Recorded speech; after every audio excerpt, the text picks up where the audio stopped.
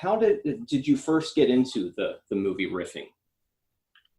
Well, I mean, I've been a fan of Mystery Science Theater, going on, I don't know, 12 years now of actively collecting those box sets that they've been releasing, with, started with like the Shout Factory ones. Like I just happened to find one at Best Buy and I bought it. I fell in love with the show because of the first episode I saw was Werewolf, and from there I was hooked.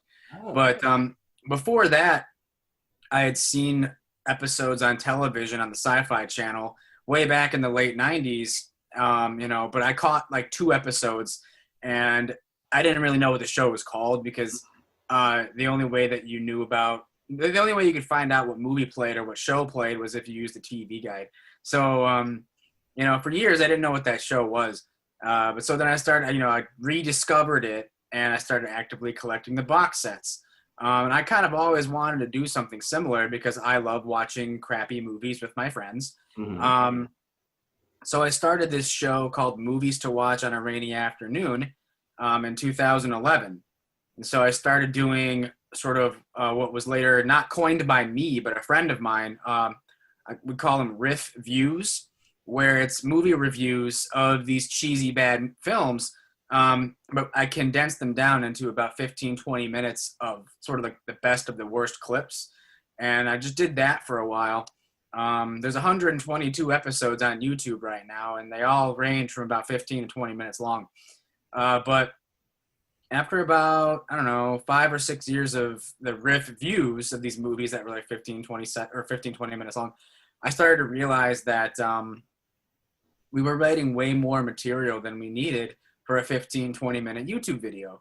So in April 2016, Lloyd Kaufman, the president of Troma Entertainment, was in town at a horror convention. So I sort of wrote together a pitch for him and confronted him at the convention and asked him, I'd like to create like a feature-length movie-riffing show like Mystery Science Theater 3000. Can I use Troma films and call it Roastmasterpiece Theatre? And, we'll, riff on Toxic Avenger or something. And he told me that Toxic Avenger was not available. I couldn't use that. But he did end up giving me his first film he ever made called The Battle of Love's Return. And we just kind of ran with it. And we've been doing sort of this feature-length riffing stuff ever since. Wow. I've met Lloyd at a local theater here in town, and I gave him a copy of one of my early movies, but then I kind of ran off so quick, Oh, yeah. Say, well, congratulations on making your own damn movie. So that was cool to hear him in person, What was the movie? It's one of my early ones. It was called Comic Book Diaries.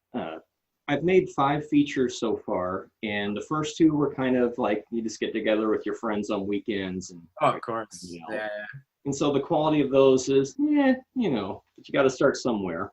Yeah. And lately we were making a movie back in March, of all things, and about midway through the production we had to shut down because of everything going on. But yeah, we got about 85% of the new one in the can, so. If we can so you're close.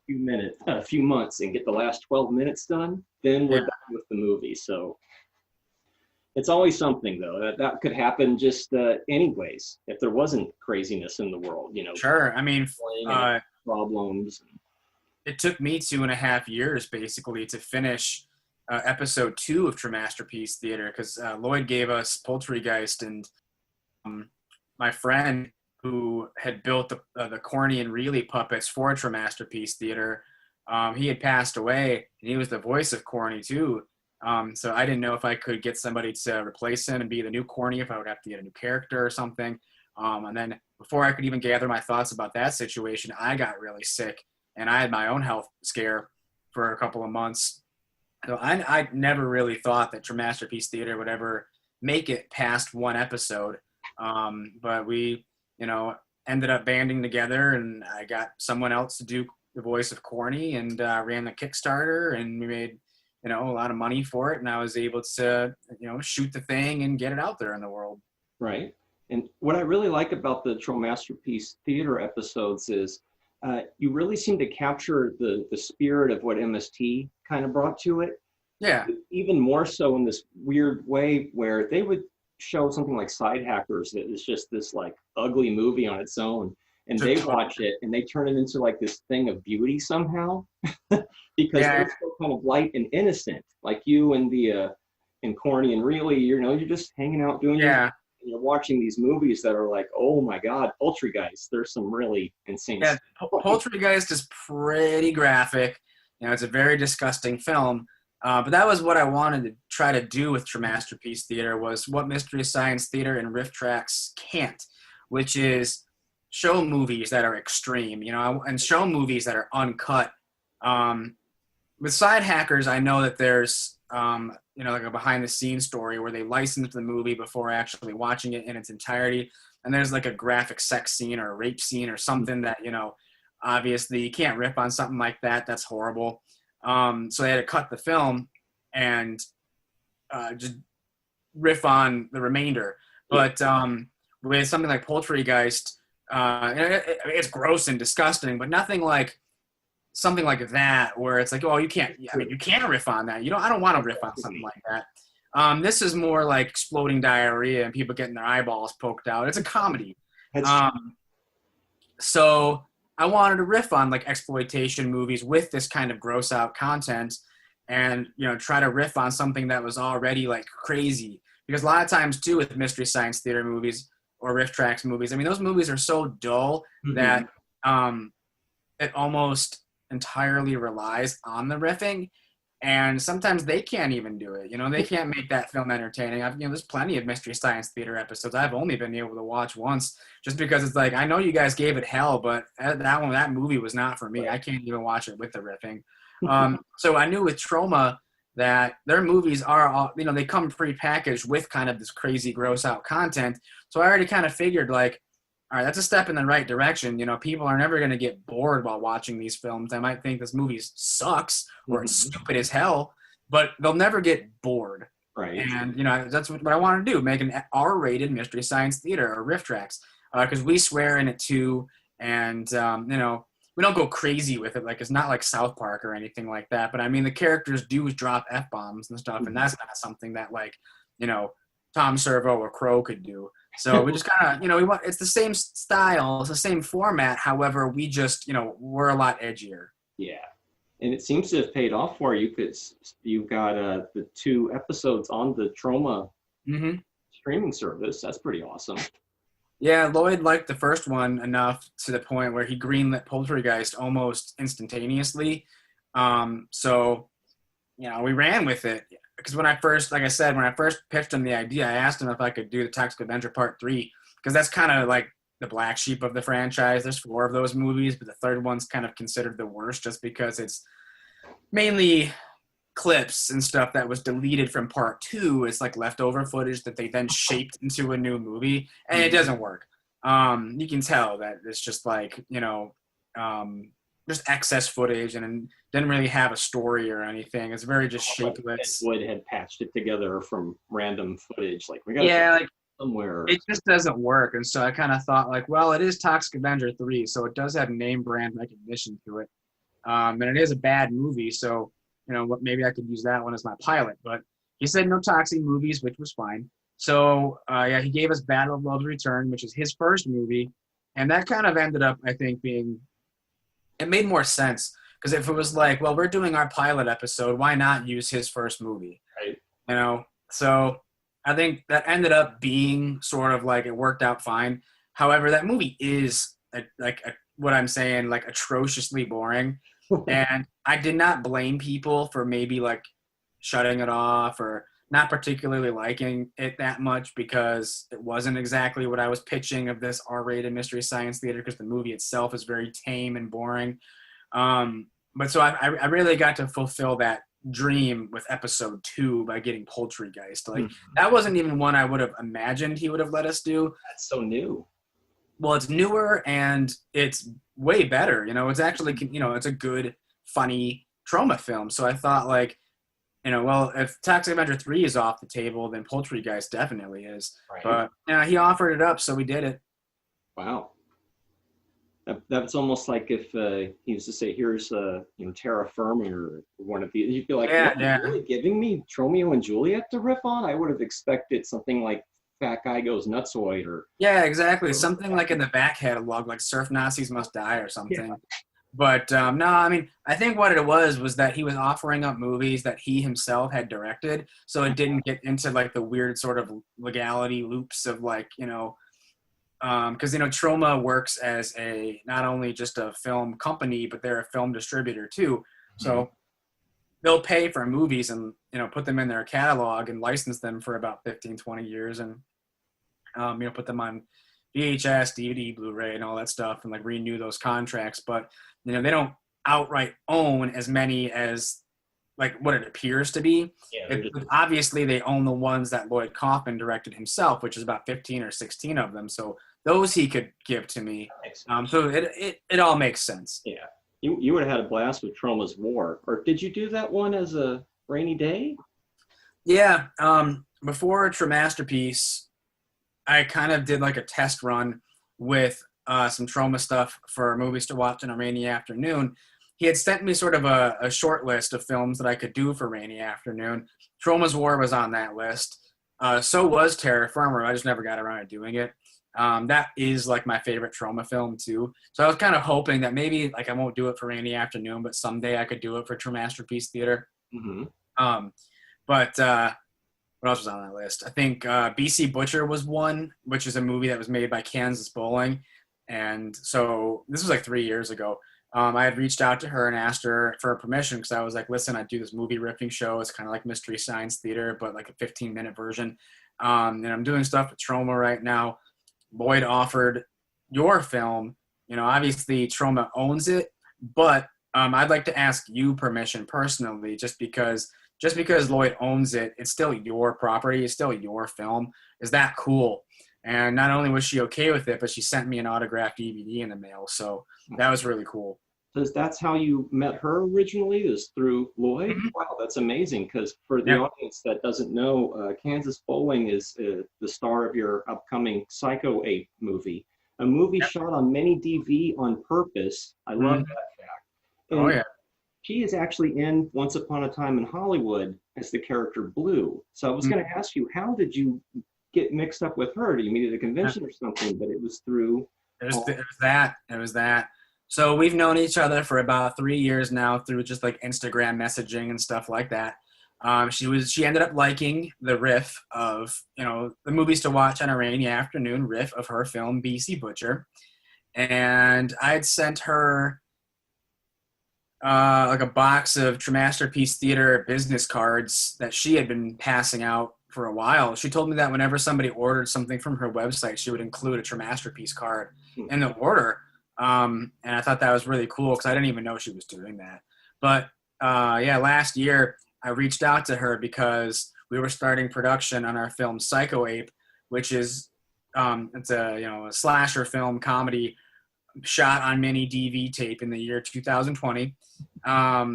About a killer gorilla that escapes from the Detroit Zoo, and it's literally just my roommate in a gorilla costume, but it's supposed to be a real gorilla. But when he turns around, you can see the strings like dangling on his back and everything like that is totally intentional. But so when we were casting, we had an opening scene with like a teen girl slumber party, but we were going to cast girls in their like 20s and stuff like that. So it clearly like they were, not teen girls, but they were going to play teen girls, that like slasher trope. But so we reached out to her and asked her like if her and her friends would be interested in participating in the film. And she said that if she was going to participate in the film, she wouldn't want to be just in one scene. She would want to play in the whole movie because she's a fan of my cinematographer's movie Hectic Knife. Which is a film that he made a couple of years ago and is currently being distributed through Troma.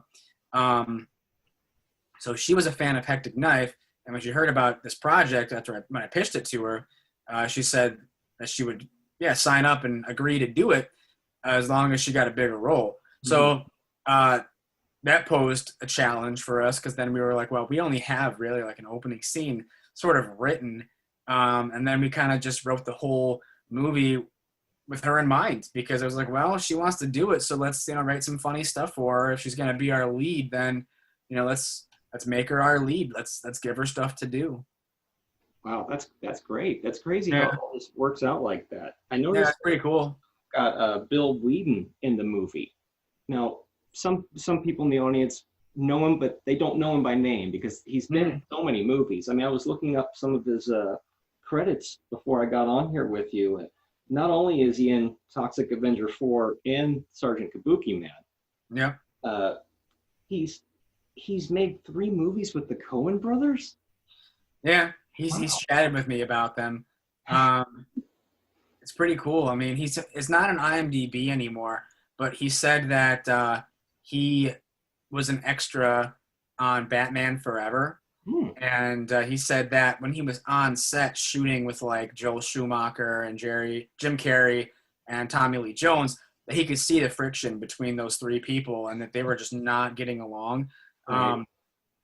And when he finally saw the finished product, he was not a fan of the movie. So he went on IMDb and actually removed his credit himself because he doesn't want that on his resume. Wow. And he said when he was on set and the camera would sort of sweep by, he would sort of duck behind somebody because he was there for like, the money, because when you're an extra, you do get paid. Not a substantial amount, but it's something. Yeah. And so he just it was just for the money and for just being on set and stuff. But he actively chose not to be on camera. And then he removed the credit from IMDb. So there is no like real actual evidence that you can sort of find. But it's like, why would he lie? I don't know. I believe him. Yeah, that one is notorious production problems with that Batman film. It's funny. Yeah, exactly. Like, no. Right.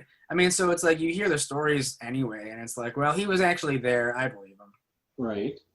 He's going to play the Dr. Loomis type character in the Psycho Ape film, or I should say has played already since you shot. Yeah. Because originally, like basically the skeleton of our script was only really gonna include like a Dr. Loomis character tracking down the Psycho Ape with like a big stupid like dog catcher net and stuff like that. But we ended up expanding the character because the whole thing was just, it started out as sort of a parody of Halloween where this ape kills a bunch of teen girls at a slumber party and then becomes incarcerated for all these years and ends up escaping, and his sort of zookeeper psychologist his name is Dr. Zoomis instead of Dr. Loomis. But I ended up meeting Bill Whedon a couple of months before production of Psycho Ape because I'd never met him before. We weren't writing with him in mind. It was just that I went to a screening of Sergeant Kabuki Man and Roastmasterpiece Theatre episode 1 in New York. Someone had set that up, and they invited me. It wasn't my screening. It was just like, hey, we're showing a double feature of Kabuki Man and Roastmasterpiece. Do you want to come? And I was like, well, yeah, sure. So I ended up flying out to New York and stayed at a hotel overnight and hung out with Bill Whedon all night. And I pitched him the movie and he was on board. I didn't think it would be so easy, but he was totally on board because he sat through Roastmasterpiece Theatre and liked it so much. He hated the movie Battle Loves Return, and that was really funny to me to watch him sort of leave the theater every 20 minutes because he just couldn't handle it, even with the riffing. But then out in the lobby, I kind of asked him, so what'd you think? I saw you that you kept leaving. And he was like, well, your jokes were hysterical, but that movie is awful. And so when I told him, well, I'm working on other projects, not necessarily a riffing project, but it's this Killer 8 movie. And so, once I described the character to him, he was on board. Wow. So that was just happenstance. That was just total coincidence where we were writing the character, Dr. Zoomis. And it turned into, we're writing the character for Bill Whedon. Basically I got home from that trip and it was like, all right, we got Bill. So let's write with him in mind. Gives you a whole new angle on it. It just goes to show for anybody out there who's aspiring to do anything in the business, you just keep doing your thing and putting yourself out there, and then eventually the snowball effect starts to kick in, and then sure. Like you were just describing happen, and you weren't even. It's always when you least expect it. Absolutely. How did that happen? I was just going to New York because my thing was being screened, in New York, and I didn't have to pay for like the theater rental or anything. So I thought, sweet, that's cool. They're showing my movie for me, awesome. And then, oh, Bill Whedon's going to be there because they're showing Kabuki Man as well. Totally, I'm in. And like I was all nervous, meeting him and stuff, and had him sign my Kabuki Man DVD. But then after the screening was when I sort of confronted him and, laid out this upcoming project. And I was like, well, I think I went to New York in like April or May of last year, and then we were shooting by June. Wow. So I was back to New York, a month or two later. We were, rolling film tape with Bill Whedon in Kansas. That's crazy how just so fast. So It happened really, really fast. I mean, I can't believe how quickly that went. Because then we shot for like 9 days in a row. It was like 4 or 5 in New York, and then about 4 or 5 here back in Michigan. Because me and Greg, my cinematographer, and Steven, my roommate who plays the ape, we drove from Michigan to New York to meet up with Bill in Kansas because they were both living there. Shot with them for a couple days in a row, and then we took them back to Michigan with us. So it was all of us cramped in one van, and filmed here and finished the shoot here, and got them on flights and sent them back home.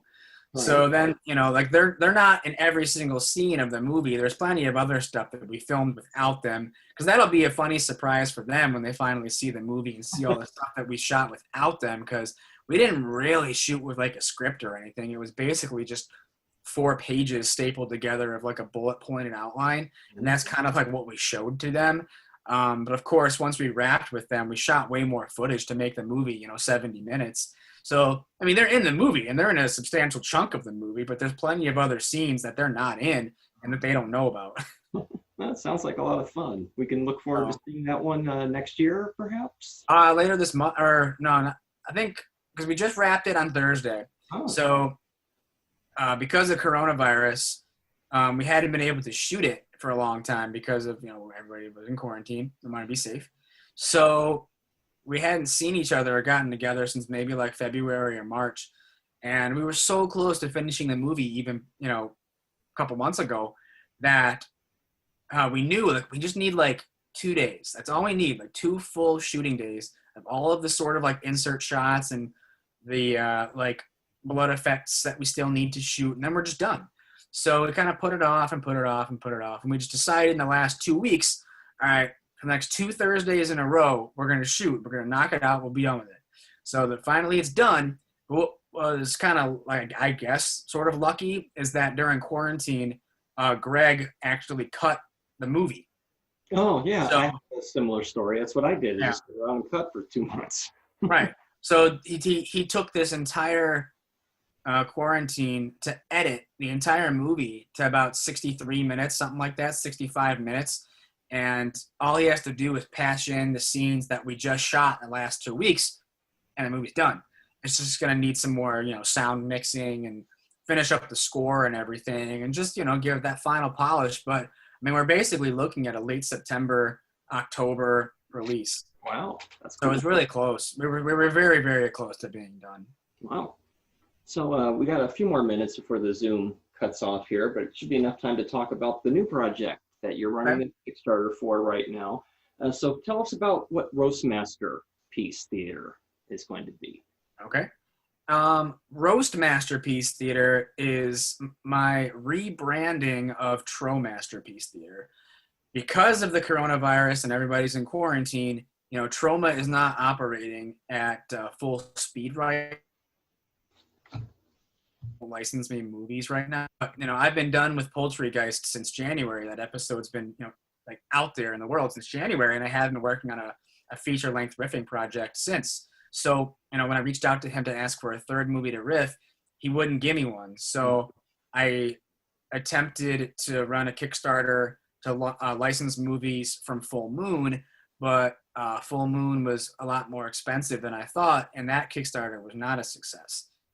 Which I understood, I was asking for a lot of money, and it was, whatever. I tried it and it didn't work. Mm-hmm. So it went from like a retitling from Trollmasterpiece to Roastmasterpiece to try to do Full Moon stuff. And when that didn't work out, I'm scaling everything even further down, and it's going to become it's still going to be like the same style of movie riffing with me and Corny and really working at this movie theater, but it's going to be a very meta movie riffing project where me and Corny and really are working at this movie theater during the pandemic, and we realized that we're not making any money because no one's coming to the movies. So what do we have to do to, draw people here? So we decide to just take whatever money is in the cash register, like $100 and some change, and we're going to shoot our own movie like as the characters. And it's just going to be this really low budget, cheesy rubber monster movie called The Cult of Frankenstein. And it's going to have a lot of like Wicker Man tones, and it's going to be like a down and dirty, like drive-in 60s, 70s style, like Grindhouse movie. Mm-hmm. And it's just going to be this like Frankenstein movie with like a rubber Frankenstein mask that like barely resembles Boris Karloff, because I'm going to, I got it from, Party City, and it just looks like crap. But that's the point, is the movie itself has to sort of look like it was shot by a guy and two puppets. So it's not going to be this high quality production, because then you're going to see like Corny and Reilly and I in like writer's room situations, pitching ideas to each other. You're going to see us like actually shooting the movie, sort of like how in Ed Wood and in Tim Burton's Ed Wood, you see Johnny Depp like shooting the scenes for Bride of the Monster, Plan 9 from Outer Space, Glenn or Glenda. Like take those scenes, and you're going to see, Corny and Reilly and I doing that, filming our Frankenstein movie. And the whole thing is going to culminate in the end where we're going to be watching the final cut of our movie and riffing on our own feature the way that like, low budget filmmakers watch their own film and like, project it in the backyard or something, and invite people over and like have beers and, eat popcorn and just like shout at the screen and everything. So it's not going to be like a typical movie riff type scenario where we're riffing on something that we've never seen before. We're going to be sort of nitpicking our own feature, like why'd that get in there, or how'd that get in there, or, I thought I cut that scene, or, maybe we should have reshot that, or, I guess, there's been, I don't know, just stuff like that. The way that you just sort of like as a filmmaker, when you're showing the rough cut of something to somebody and you're like, actively nitpicking your own production. That's what we're going to do, but it's still going to be in like the silhouettes, the bottom of the screen. Wow. So it's like, because you were forced to do it a different way, it made you more innovative. And it's like creating this new meta sort of, in a way, going back to your commentary riff, but on your own thing. It's almost like sitting in the edit bay with you and the puppets. That's totally. That's exactly what it is. Like, that's how I'm describing it, is you're sitting, and like most people don't really, unless you're an editor or a filmmaker, you don't really know what that means. But it's sitting in the editing bay and watching people make a movie. It's a whole different type of commentary than just like riff tracks riffing. Right. Riff tracks riffing is pre-written jokes that, are full of references to other movies or pop culture. But this is literally you peering over the shoulder and watching filmmakers critique their own work. And when you're pulling your hair out and stuff like that, trying to make scenes work, that can be funny too. So we're going to try to make this Frankenstein thing sort of as earnest as possible for, not that much money. Like, my Kickstarter is only $1,000, and really I just wanted that money to buy a camera. I wanted to get an HD like DSLR camera or something. So I kind of spitballed like, the average one is like $1,000, maybe a little bit less. The Kickstarter takes a fee. It's an 8% fee. So by asking for $1,000, they'll take away $100 or something like that. And then I'm left with about $900. There's still plenty to, buy a nice DSLR camera or something. And then any leftover money, like the more that I raise that's just more like money that I can go to like Party City or, Spirit Halloween in October and just like raid their shelves. I plan to buy just a slew of rubber monster masks and fake limbs and gallons of fake blood, and just go crazy with that leftover money to just make the movie just full of cheapness, cheap effects and stuff like that. Nice. So it's not like spending the money on something like overtly expensive. To buy a lot of small, stupid things. You know what I mean? Yeah, more production value that way. Mm-hmm. Yeah, just everything's just gonna be rubber and dumb. Like I want my receipt from Spirit Halloween to, just unfurl and be just all these dumb plastic rubber like props and knives and fake blood and Frankenstein masks, and like that's the goal here. Awesome. Well, you can support Addison's new project on his Kickstarter. I got the link in the description below. So thanks for joining us today on what not really is the GMR podcast, because Gene and Ray aren't here. It's just me. So this is kind of like a special offshoot, just because I was really interested in what Addison's doing with this whole Cult of Frankenstein and Roastmasterpiece Theatre. So it was great to talk to you today, man. And I'll have this posted probably in a few days. So sure. Kickstarter time there. Yeah, the Kickstarter is still going for another 19 days, so nice. Plenty of time. And, even for like $1, someone can get their name in the credits, and that ends up on IMDb, like as a special thanks. So if I know there's some people who like to just for fun, sort of collect IMDb credits. And if that's something you're interested in, it's only going to cost $1 to do, Cool. Well, right on. Nice talking to you. Nice to meet you. And we'll talk again before too long. Thanks for definitely. with me. Oh, thanks for having me on, man.